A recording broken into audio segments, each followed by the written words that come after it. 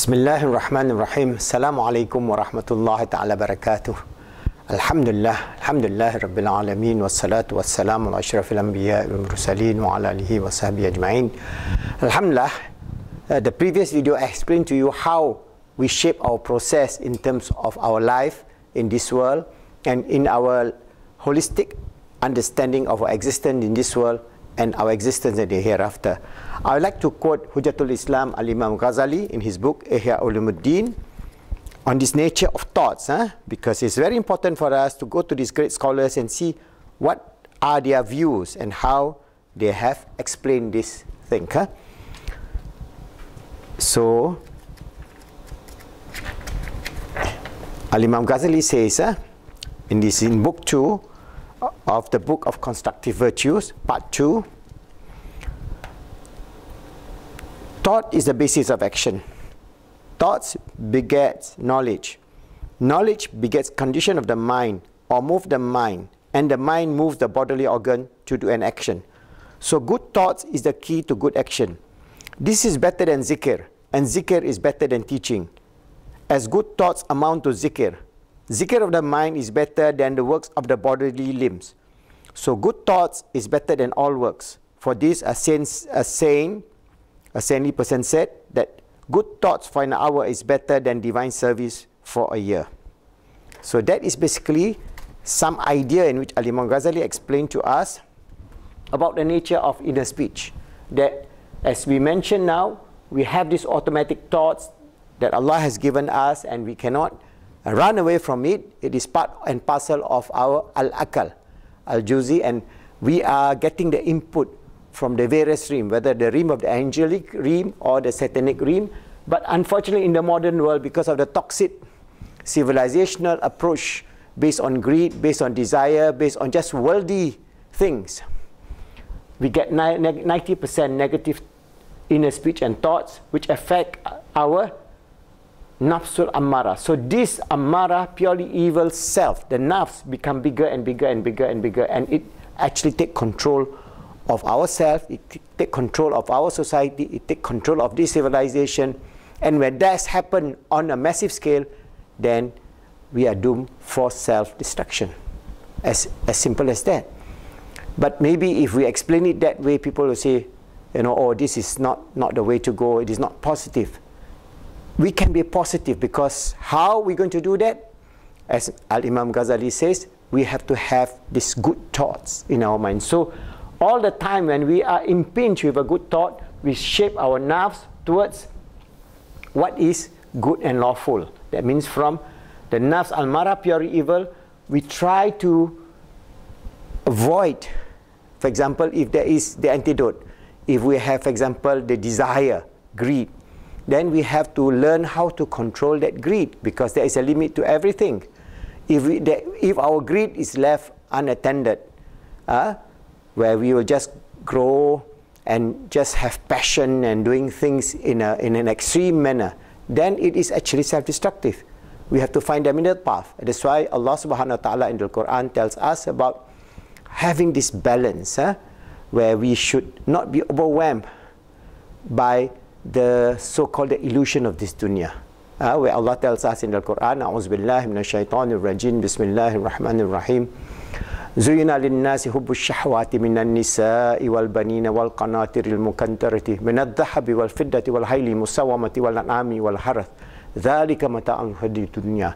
So these are the things of the dunya that we aspire. We want a beautiful woman or sex or having children. We want to have silver and gold. We want to have branded horses. We want to have tilted land. These are the things of the dunya.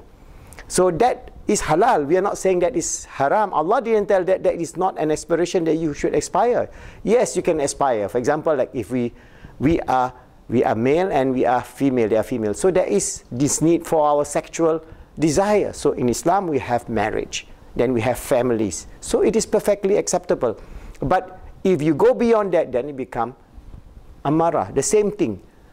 We can have, sufficient fund for us to live a good life, if we say in terms of our field, or in terms of our wealth, in terms of gold or silver, or even to have a branded horse. In the good old days, they don't have sports car or Ferrari or Lamborghini or what, but they have this black stallions and so on. Yes, some of the Sahabis have these black stallions, perfectly acceptable in Islam, and Rasulullah didn't grudge that they have such beautiful horses.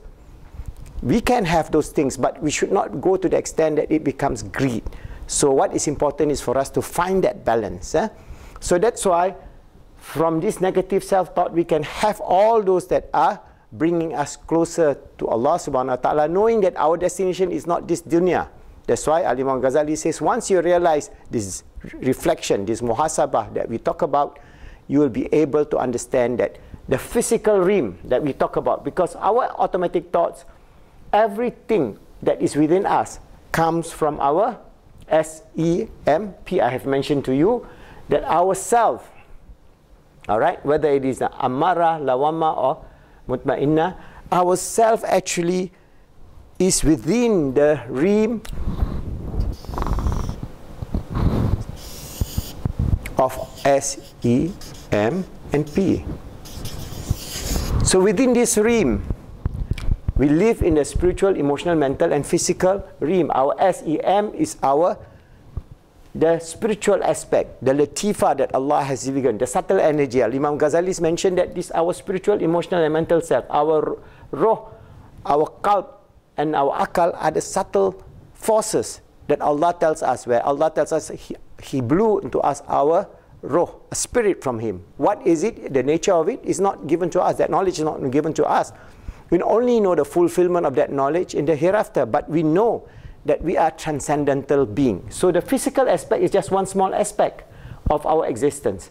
But this one small aspect, if it is controlled by an-nafs al-mara, will destroy our spiritual, emotional and mental realm, and we become losers in the world of the hereafter. So that's why in Islam, we must move up to lawamah, constantly have self-correction.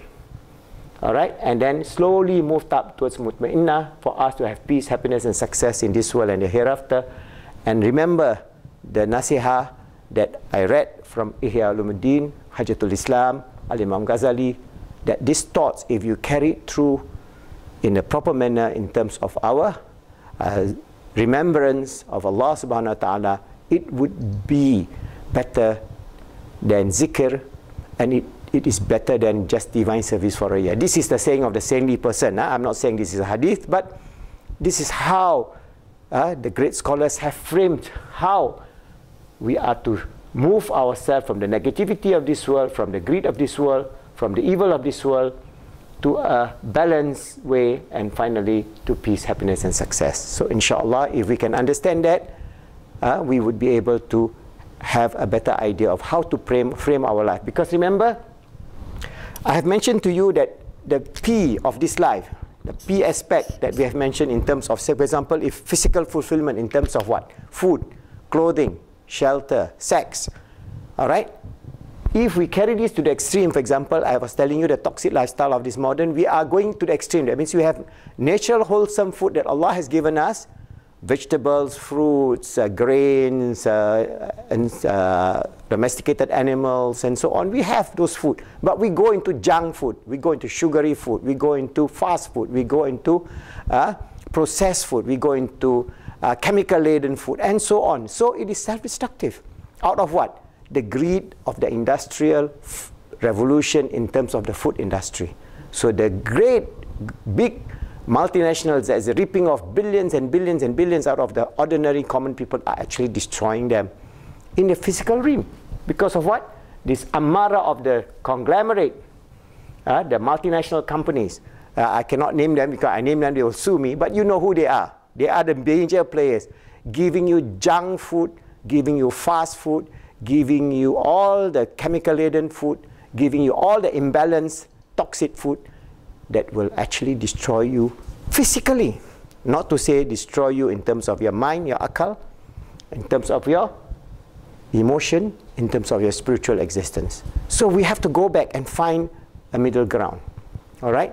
So this is where I hope, when we know about the physical, and I've explained to you how this mental process takes place also in the previous video, even though I separate it, but your SEMP is all one entity.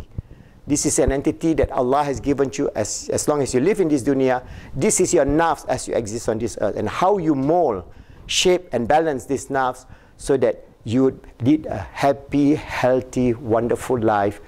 And then leave this world, gently leave this world. And then go to the realm of the hereafter, beyond space, beyond time, receiving the grace, the mercy, the love of Allah, while you enjoy this life of this world. So that's why we Muslims must move away from this concept that, oh, we Muslims here must suffer, must have difficulties. Yes, there will be challenges, there will be suffering everywhere. But if you can turn your suffering into sabar, patience, your action from evil thoughts towards ikhlas, then inshallah, you would then breed a goodness that Allah endowed upon you. All of us, we are entitled to that, to be His sincere servant as a Khalifa of Allah on this earth. Because Allah wants us to have the joy of this world, the joy of realizing the goodness that Allah has given us, the beauty of this universe, the acknowledgement of who He is, and our connection with Him, and our submission to Him, receiving all the goodness that will bring us closer and closer to Allah and bring us peace, happiness and success for all of us, inshallah.